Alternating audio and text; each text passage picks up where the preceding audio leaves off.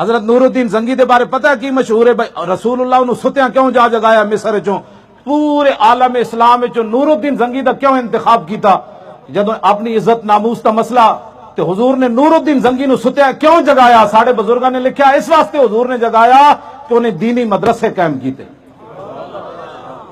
دوسرا ہے انہیں دارالحدیث قائم کیتے، دارالحدیث قائم کیتے، یعنی جگہ جگہ انہیں اپنے شہرہ وچ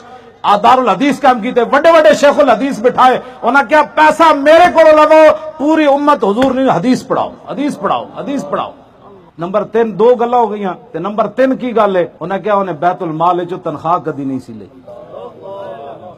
اینا 3 وجہ تو راتی ستیاں رسول اللہ نے جا جگایا مصر وچ نور الدین زنگی نو، اٹھائے مدینہ منورہ پہنچ، اب میری عزت کا مسئلہ یہاں پیدا ہو گیا۔ نور الدین زنگی آیا تے جدو انہوں نے قتل کیتا نا گستاخاں نو، تو پھر انج کہندے جھوڑی کر کے نا انج اپنا دامن پکڑ کے تے مدینہ پاک دی گلیاں چ نال وزیر بھی تے نال آپ بھی نسی جاوے تے نال روندا جاوے، حضور مینوں اس کام واسطے تسی چڑیا، حضور مینوں اس کام واسطے چڑیا،